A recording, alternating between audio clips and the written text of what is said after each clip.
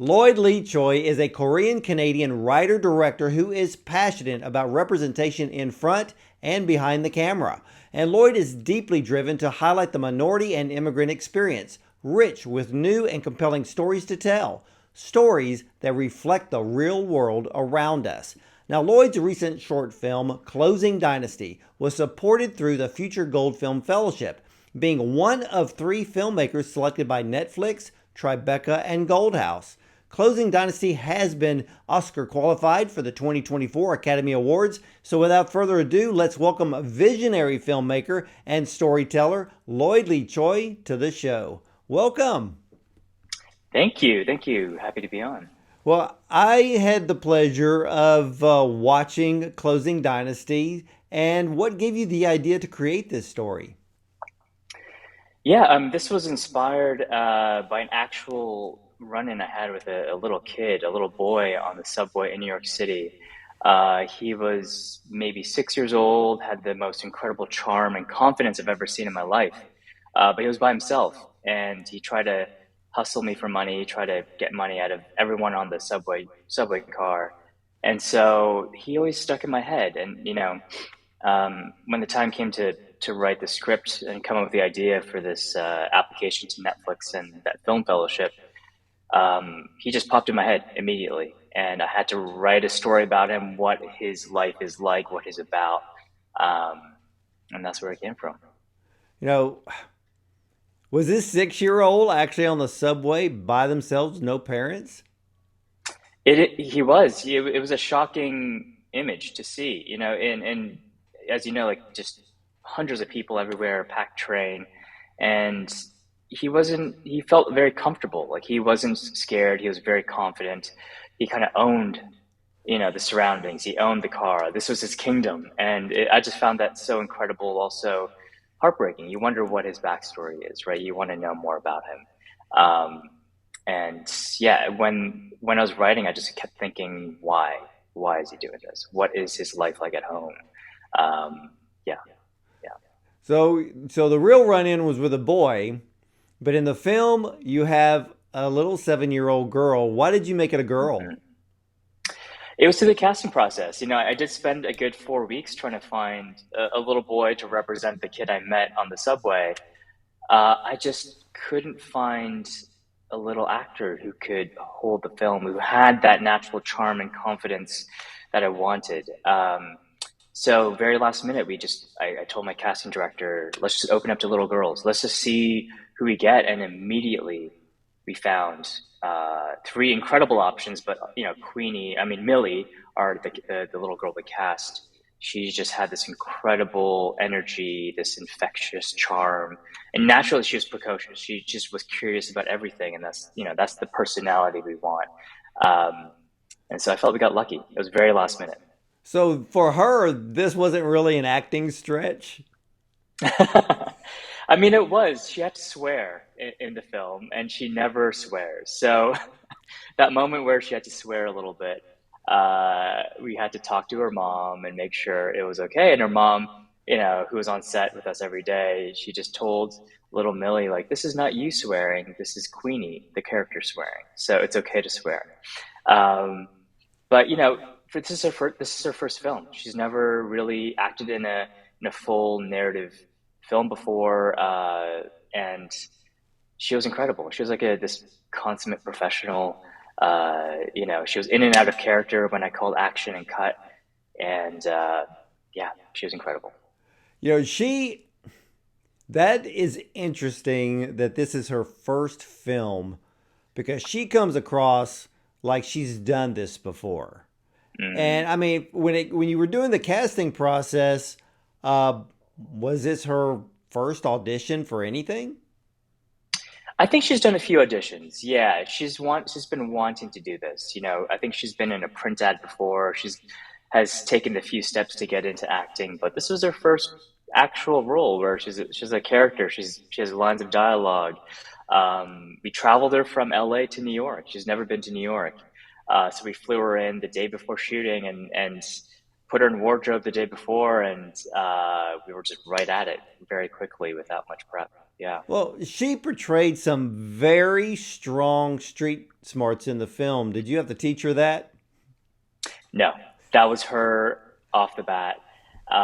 There were moments where we're filming and we put the camera a little further away and had actual real people interact with her. You know, some of these moments that you see on screen are real moments. And you know, she's selling things, she's hustling people, trying to make a buck, and she actually made real money. I think we counted. It's like it's got to be around $20 that she actually made from people, and you know, selling roses. Someone gave her like a $10 bill or something, and um, she has that natural charm. But also, I mean, New Yorkers, they care about people. You know, you see a little kid and you immediately wonder what's going on. You want to help them. So we had a lot of moments where, you know, real people were coming up to her and saying, "Are you okay? What's happening? Do you need help?" But she just points to us in the far background with the camera. It's like, "Oh, we're just making a movie." Well, that was a good thing because it Yeah. with the film. I mean, there are so many elements besides Queenie. I mean, there's the location, there's the movement to different locations within the city, her interactions with different people. Oh my gosh, even from the subway to the streets. I mean, you had this Mm. orchestra of numerous elements that fit so well in creating your story because Hmm. your film is very artistic in so many ways where I'm not going to watch a film point blank or just look at it from the surface. There's reasons why filmmakers do certain things. I mean, Hmm. for you, how would you describe your film as a whole? I think it's very much a simple snapshot. I wanted to follow, you know, this kid I met in real life and just wonder what his day was like. This was a school day. This was a Wednesday. You know, why is he out here doing this? But also, I want to be somewhat of a charming film, a snapshot that is not too judgmental, that's not trying to dig too deep into something. You know, I want it just to be an everyday moment in her life. Um, and not, again, not make judgment or force a message. I think that was the key thing. Uh, yeah, and again, it's like it's a little bit of a love letter to the city and the people, and sort of the energy that the city evokes so easily. Um, and one thing I don't often see is the city from the point of view of a little girl or a little kid. And it's always gritty and it's very harsh and kind of dangerous. And there's elements of that in our film, but I never wanted that to feel like it's always oppressive for her. You know what I mean? And so I Yeah. wanted this to be the sort of magical journey through the city from this kid's perspective. And from her point of view, we kept the camera very low the entire time and seeing the world from a, you know, 4 foot kid's height. And it changes everything. It's kind of amazing to see it from that point of view. You know, it does change everything. And if a lot of people actually did their homework in the art of filmmaking, I believe it was Alfred Hitchcock was the one that learned how to take the camera and let's say if you're outside shooting a scene, they would dig a hole and Mm, lower the camera because the camera angle tells the story. And like you said, you brought the camera low. She's 7 years old. Like you said, she's barely 4 feet tall. And to mhm. see the city and its happenings and its people from her perspective is just a brilliant move. Yeah, if we had a lot of discussions early on of like, you know, how we shoot this film with my DP, Chris Liu, my cinematographer. He was, you know, very early on were those artistic choices, but also the limitations we want to put on ourselves, right? I think that's filmmaking is like the limitations and the rules that you have going into a film, or else like, you know, especially in New York City, the possibilities are infinite, and sometimes it's there's too many choices, and it makes it even harder in some ways. So when you have rules, it makes it a little easier. And a big one was, you know, keeping the height at her eye level as much as you can. For 99% of the film, it's really at her eye level. So um, that was an easy rule, and also just opened up the world in a very magical and subjective way that we wanted. Yeah, what I loved about the location being New York City, and as I was watching the film, from an artistic point of view, and not necessarily the storytelling, but just looking at all of the elements around it. I love the way where the shadows of the city play along with the story. I mean, Mhm. while filming this, was there any difficulty when it comes to light direction and shadow direction? Because there's a difference. Okay, so let's say I'm in Houston, Mm. even downtown, even with big buildings, there's not a whole lot of shadow. Mm. And but in New York City, it's completely different. So was there Hmm. a way of having to film certain scenes because of that, but at the same time Mm. using that to your advantage? For sure. I mean, the beauty of New York City is the light. It's you can point the camera anywhere, and it's magical because the way the light refracts off the glass, the buildings is bouncing, 10 times by the time it reaches the street, and you get this incredible dance of light shadow, and that's always fun to play with, especially with the little kid too, running in and out of it. We have smoke coming from sewers, we got pigeons, we got all the natural elements, and we try to really just bring all of that in and be open to it when we're filming. The pigeons, that she chases, like you can't plan that. You just kind of see it on the day and you just improvise and you let her be a kid. That's what a kid would do. Um, but it was the way we shot the film structurally was very deliberate.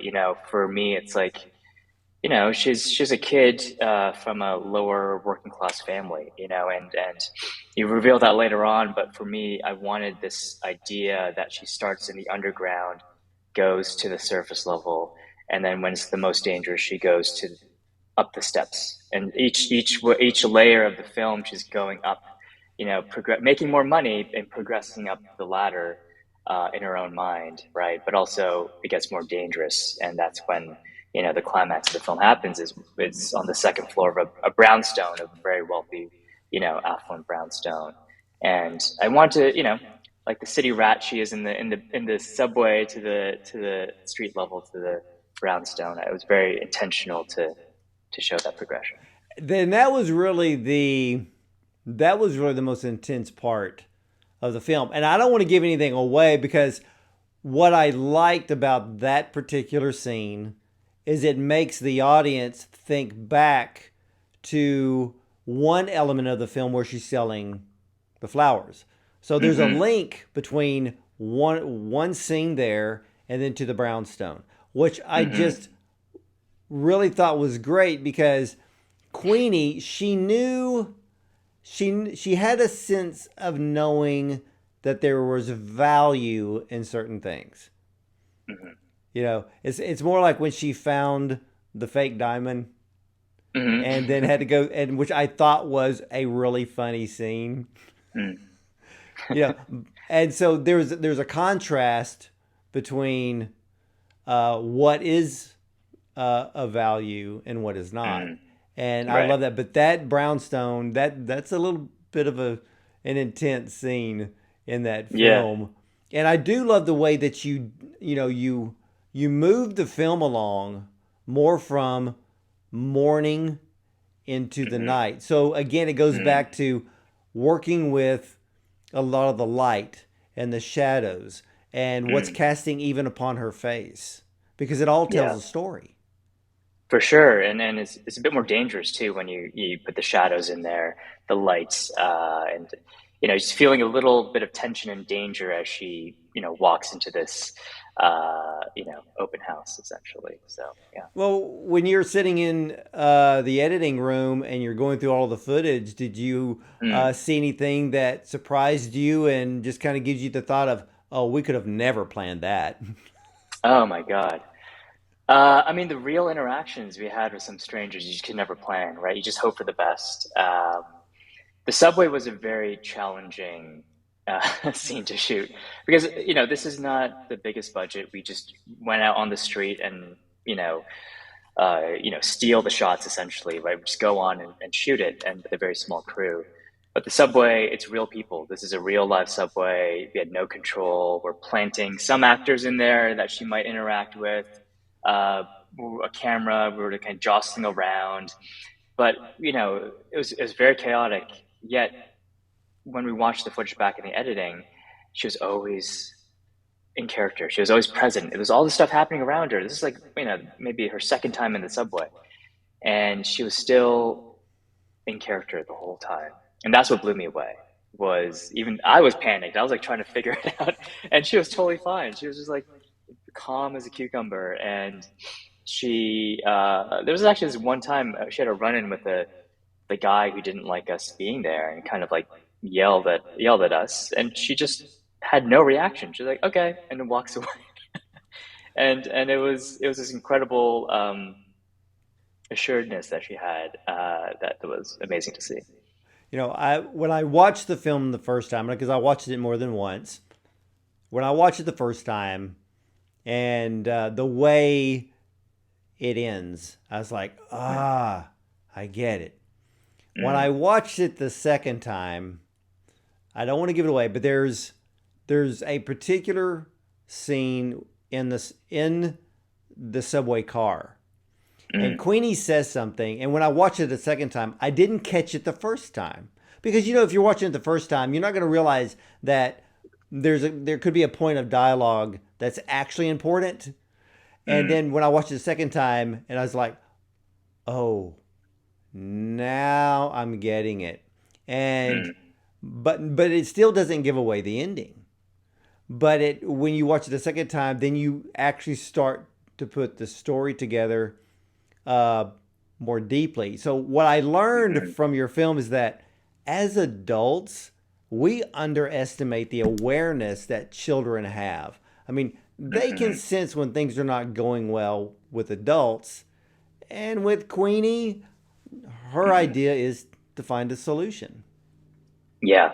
And that was the core of the film, was the resilience of kids, and just how, in very adult situations, they're very aware of what's going on, just even energetically, and they can feel moments, right? Even though they don't know they can't fully grasp the weight of what's happening, they still understand somehow instinctually. Um, and she's a special kid. I think she's a street smart kid. She wants to help her family. She loves her family, loves her mom and dad.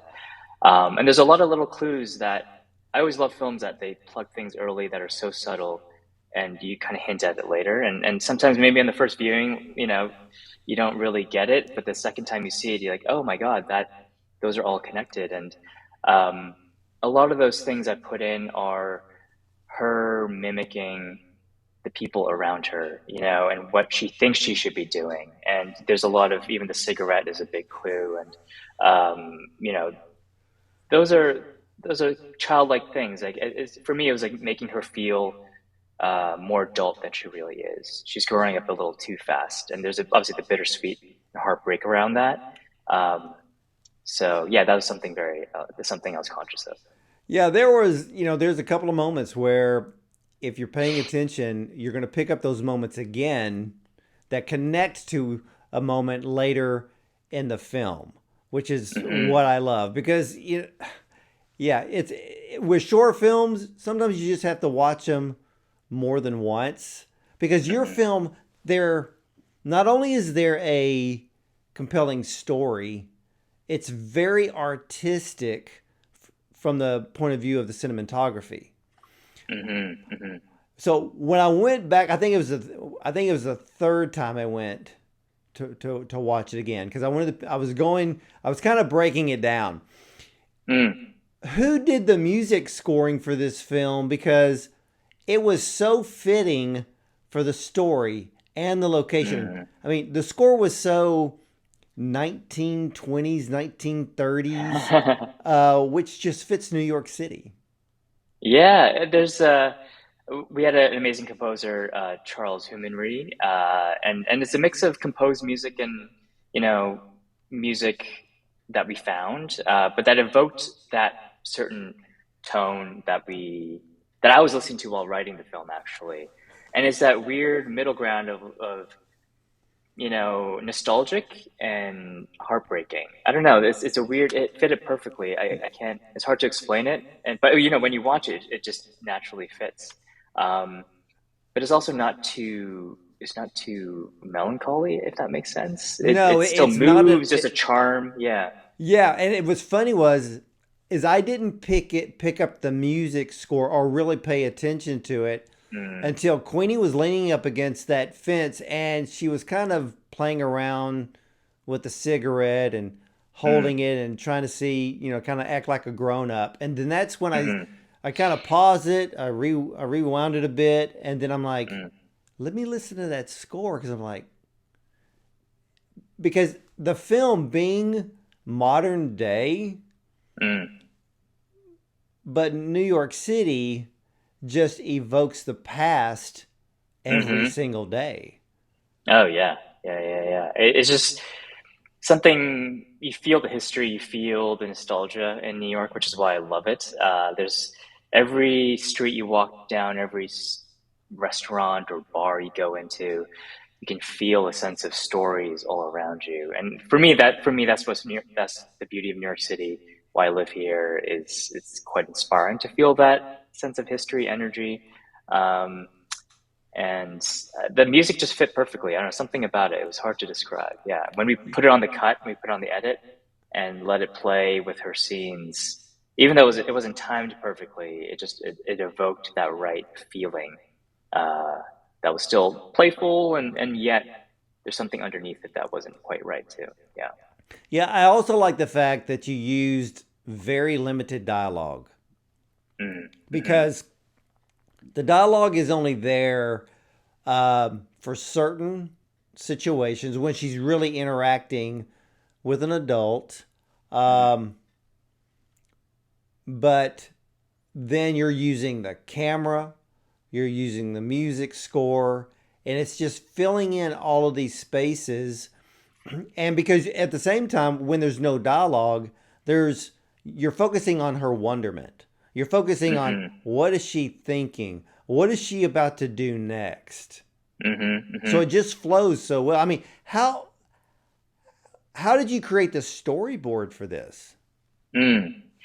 Um, we just had a shot list going in. We didn't want to be too prescriptive. We knew we needed certain angles in these moments specifically, but with kids, you kind of want to be open. You want to be fluid. You don't want to. They have a mind of their own. They have certain ebbs and flows of energy throughout the day, and so you just kind of want to be open to having to change things if you have to having to adapt. You're working with her. She's not a, an incredible performer, but she's also still a kid, right? She's gonna have moments of tiredness and lulls, and um, so you really have to be open to adapting a scene to what she's able to do, what she's willing to do, what she's capable of doing, and what she wants to do. I think is a key thing. Um, but yeah, yeah, it's being fluid. I think is the number one thing for the kid. Well, did the lead actress need to take naps? There was one day it was cold. She's from LA. She's from California, and I think it was like a third day, and we're shooting in the springtime, uh, and it was just like it was freakishly cold for some reason that morning, and we bundled her up, but she just didn't want to do anything. And I get it. Like if I grew up in California, I suddenly felt cold for the first time. So it took a few hours to warm her up, but she got there. And it's always funny. Like when you're in the moment, you have to remember she's 7 years old. Like she is a kid. You want to.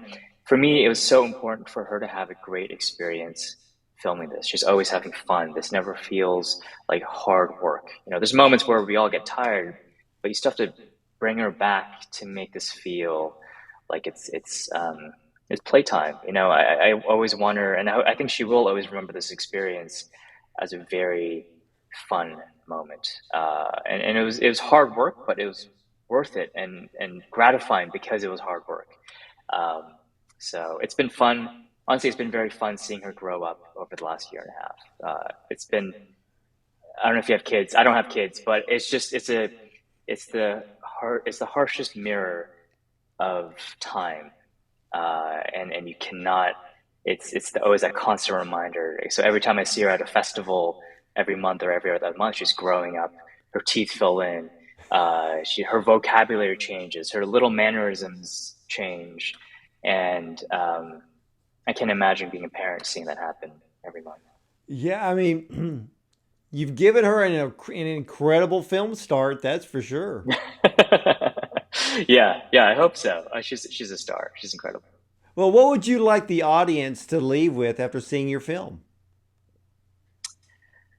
Oh man, I mean, there was never an intentional message I wanted to say. You know, this is for me. I always like films that are just very character driven, that are a snapshot into someone's life. And this is a family. You know, this is a family on the fringes. They're just working class people. They're never You never really see them on screen. So I think um, I always like to dig into stories and characters that, you know, maybe you meet them on the street in real life, and maybe you just hopefully have a bit more empathy for them or where they're coming from. And I hope with all my movies I can do that a little bit for people. I mean, how does it, for you, how do you feel to have an Oscar qualified film? It's exciting. I just want people to see it. I want people to experience the magic of Millie and her performance as Queenie. Um, you know, we've had an amazing festival run. We started our festival run in February in Berlin, and we you know we won seven awards now since then, and we've had this incredible stretch of festivals you can't ever predict, and we're just very happy. And whether or not it qualifies for the Oscars for us is just the more eyes that see it, the better. That's all it is. So the word Oscar is not making you nervous. No, no. For me, it's obviously it'd be incredible. But as a filmmaker, I think for me, it's the process of making. I love it because of the process of making it. Obviously, the festivals, the accolades are always nice and incredible, and a nice cherry on top. But I never remember that. I always actually remember the process of being in the street at 7 in the morning, filming with Millie. Um, and those are memories that I hold on to and stick on to more and cherish more. Well, it's a beautiful film, and I mean, what's next for you? Hopefully, making my first feature film. So that's in the works. It's based off actually another short film I shot last year, and it's moving along. Hopefully, shooting in March, and very excited to jump into that feature film land uh, and prove to myself that I can do it. That's really what it is. Now, is that film? Is that the one? Is it same old? Same old, yes, yeah, yeah. It's based off same old, and it's it's it's a simple it's an expansion of that story. There's actually a lot of closing Dynasty in the feature film spiritually. There's an element of the daughter in the feature film that I took a lot from closing Dynasty. So when you watch a feature and you watch both short films, you're going to see there's a lot of connection with that. Well, with the film Same Old, that was 2022, Yes. and wasn't that one of only nine films, U.S. films that actually made it to the Cannes Film Festival? Yeah, that was 2022 in May. Yeah, just last year. It's crazy. The year has gone by fast.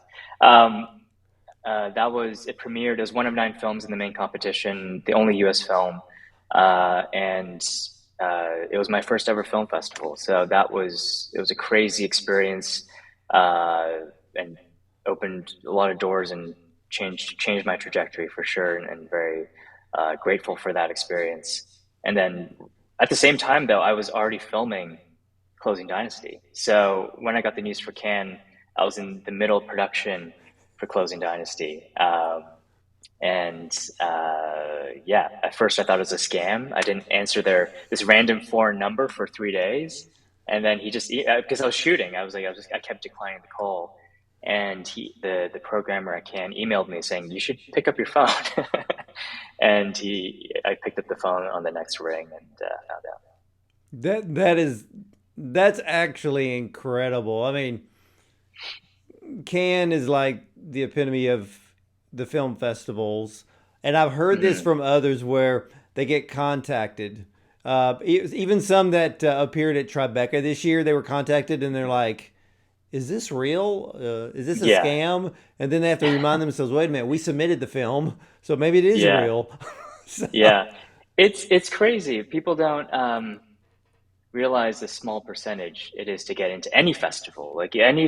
It's crazy because short films is a weird world where there's so many out there. There's thousands that are submitted to every festival, some three, 4,000. So to be nine of 4,000 or whatever, or 30 of, it's pretty, the percentages are insanely small. And when you put your heart into something, you hope for the best, but you can never predict it, right? You never know the mood of the programmer watching your film at that time.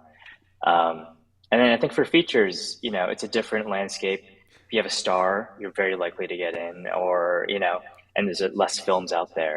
So short films is a pretty cutthroat. It's a well, pretty you cutthroat bring up a world. good point because how far in advance does one submit a film? Let's say if it was Cannes, Hmm. Vienna, maybe it's Palm Springs, Sundance, or Hmm. Tribeca. How far in advance do you have to submit? It's pretty far in advance, like six months, I think. I think we submitted uh, same old into Cannes in like I say November, October, and 6 months ahead. For closing Dynasty for Berlin, that was in I think September that we submitted. So you have to wait a long time and you risk it. You have to decline some festivals, hoping for the big one, because they always want usually world premieres. So it's a we feel very lucky. Both the teams that made both films feel very, very lucky that we had this run and um, just trying to take that momentum to make the movies we want to make. Yeah, it's a very high honor to be accepted. I mean, just this year in Tribeca, I think there was over 8,000 films submitted and only about Wow. 2,000. Of course, there's numerous categories, Oh and to yeah. have 2,000 Crazy. accepted because it was also an Oscar qualified festival as it Right. usually is. So, ladies and gentlemen, if you're looking at becoming a filmmaker, just know there are high honors ahead and there's timelines to follow, but you're not going to be the only one on the block. But boy, when they give you that phone call, it is something Yeah. extremely special. And ladies and gentlemen, closing Dynasty, this is a story of Queenie, a precocious 7 year old. She brims with confidence and swagger. She fearlessly scours the subways and the streets of New York City, searching for ways to make a dollar. She's relentless and unstoppable. But as the audience follows a day in her life, we ultimately wonder what Queenie's true intentions are and why this little girl is working so hard on a school day. But when you get the chance to see this wonderful film, you'll find out what those true intentions are. So, no spoilers here. So, Closing Dynasty left me with a feeling that we should never take children for granted. They are smart, and we need to be smart enough to know that they learn by example. And Lloyd, I want to thank you so much for sharing your Oscar qualified film with us today. Appreciate it. Thanks for hosting me. Thank you. Oh, absolutely. And ladies and gentlemen, you can catch all the replays of our interviews with the top film directors like Lloyd and also producers and screenwriters, actors, and more on our YouTube channel, Bond on Cinema. And we are available on a dozen audio platforms as well. So I want to thank you for watching and listening. And as for me, I'll see you at the movies.